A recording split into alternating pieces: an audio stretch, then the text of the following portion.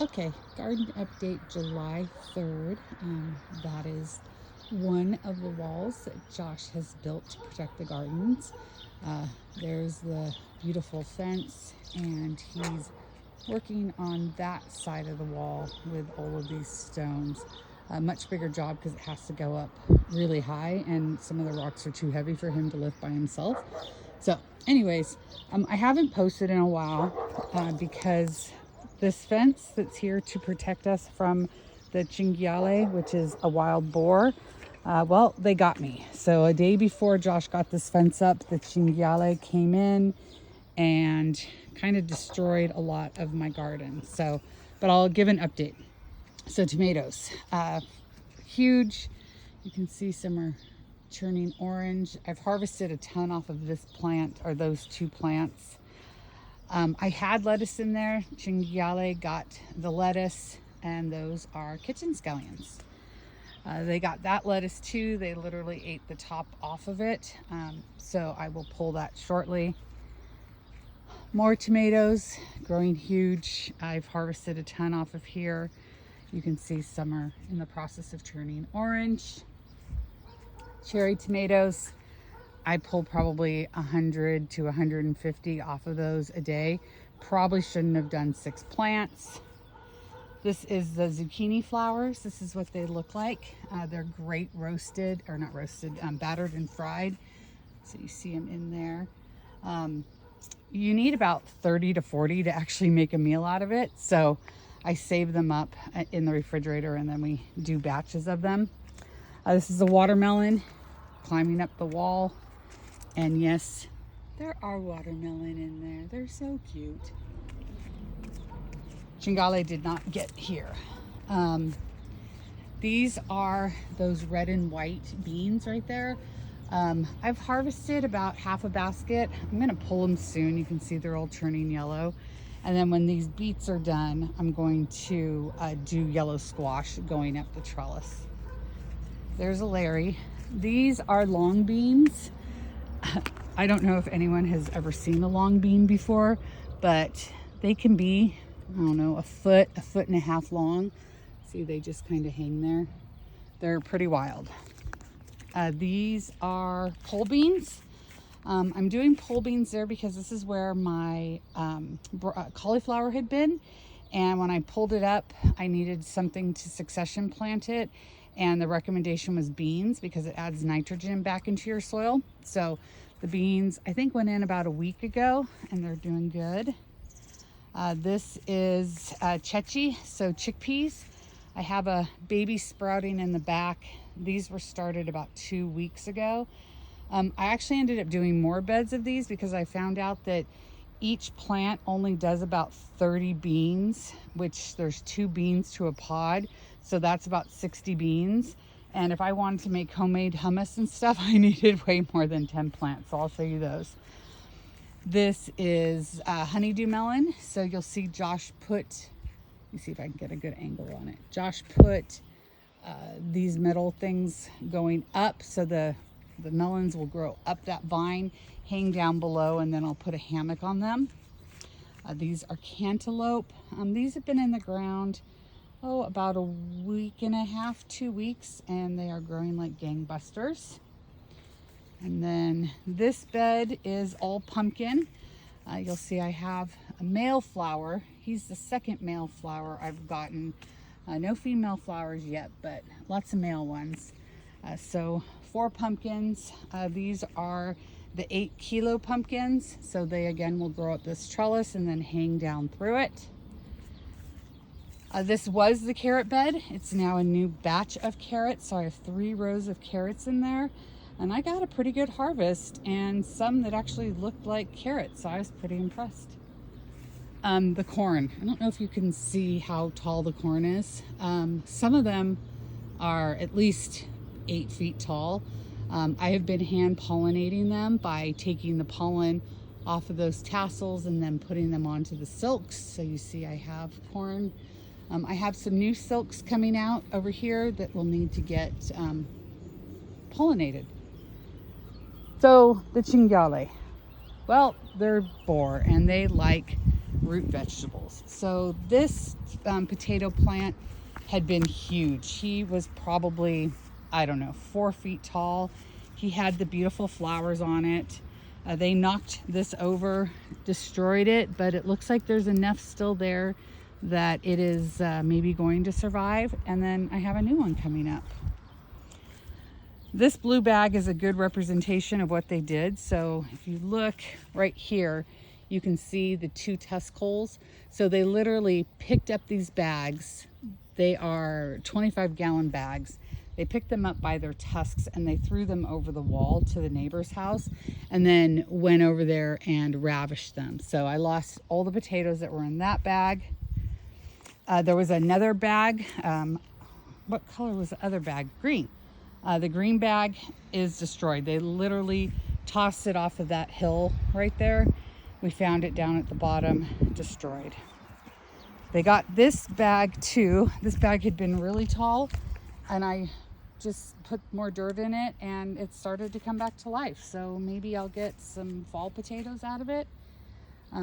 This big patch of dirt was another place where they had ravished it. There's more dirt that we had taken out of it. So I was pretty upset, to say the least. Sweet potatoes are absolutely bonkers. You'll see I've got vines hanging down off the wall. And then if you look in the back, I've got a ton of sweet potatoes. So I can actually start feeling the tubers in here. I don't know why they didn't go for the sweet potatoes, other than sweet potatoes aren't really common. Most people here have never even had a sweet potato. In order to grow them, I had to go to a specialty market. They had sweet potatoes from the United States. I had to scrub the growth inhibitor off of them and I grew them in my windowsill in order to get those plants. So kind of crazy. These are more chickpeas. I figured I needed more. So this is where the broccoli had been. You can see I cut the stems down. Everything I read said keep the stems in the ground because they add nutrients as they die. But again, because it was a broccoli, I'm choosing to put beans into it.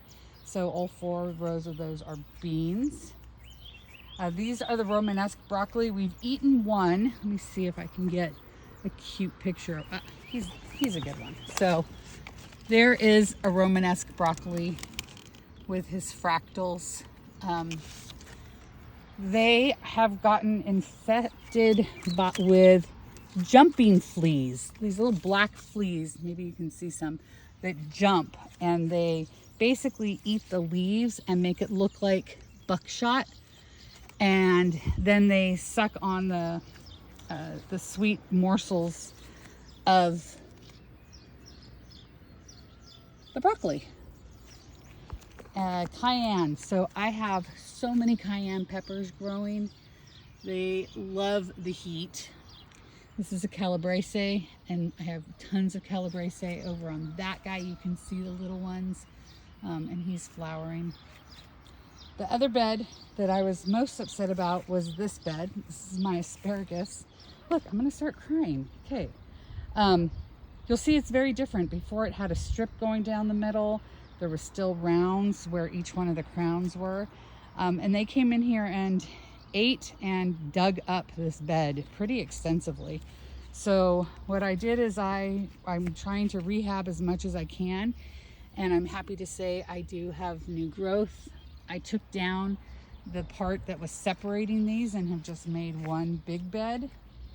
And this was the most destroyed. You can see they literally just threw dirt everywhere.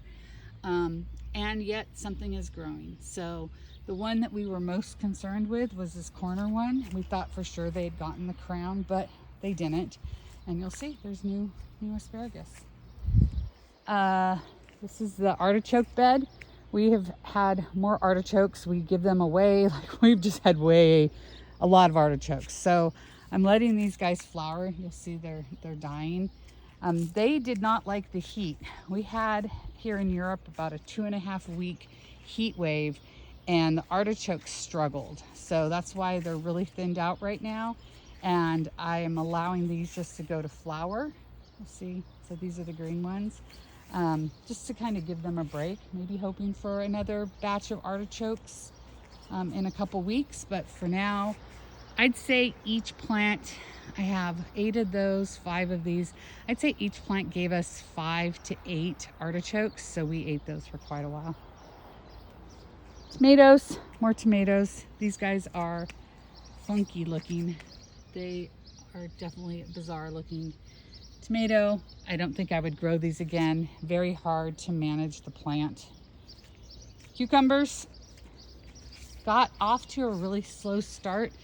They're now going, I've probably pulled 6 or 7 cucumbers off of those, and I have about 8 or 9 more on there, so hoping for some good cucumber harvest.